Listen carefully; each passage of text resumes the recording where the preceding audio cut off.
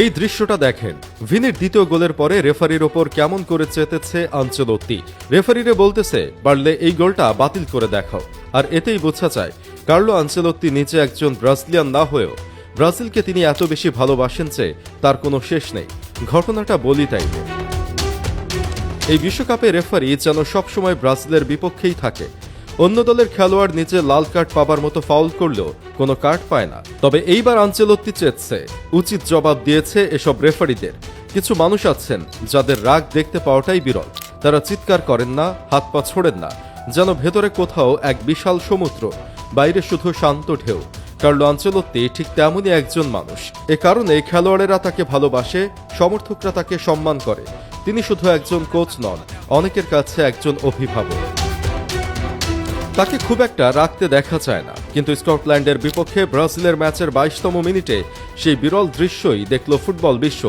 স্কটল্যান্ডের defender Jack হেনরির কাছ থেকে বল কেড়ে নিয়ে গোল করেছিলেন ভিনিসিয়াস জুনিয়র, কিন্তু ভিআর রিভিউয়ের পর রেফারি গোলটি বাতিল করে দেন। যুক্তি ছিল, বল কেড়ে নেওয়ার আগে ভিনিসিয়াস হেনরিককে ফাউল করেছিলেন।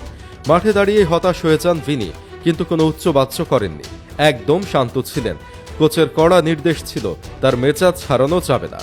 আর ডাকআউটে বসে থাকা আনচেলত্তির মুখেও তখন স্পষ্ট বিরক্তির ছাপ দেখা যায়। কিন্তু গল্পটা এখানেই শেষ হয়নি।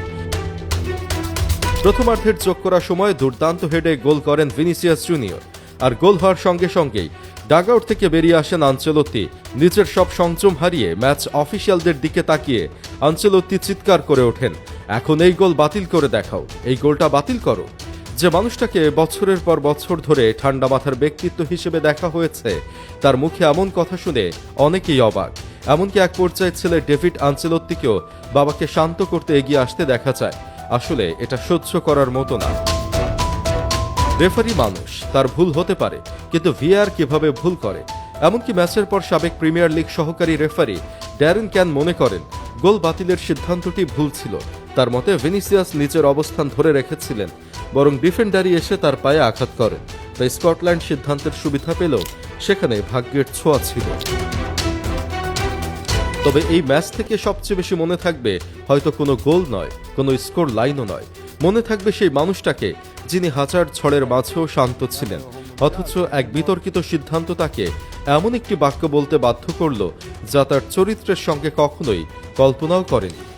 আর এতেই বোঝা গেল, মাত্র অল্প কয়েকদিনে ব্রাজিল দলের সাথে থাকলেও তার নিজের জন্ম ব্রাজিলে না হলেও ব্রাজিল দলটার প্রতি তার যে ডেডিকেশন দেখা গেল তা এক কথায় অসাধারণ। এই জিনিস তো ব্রাজিলের সাবেক কোচদের মধ্যেও ছিল না।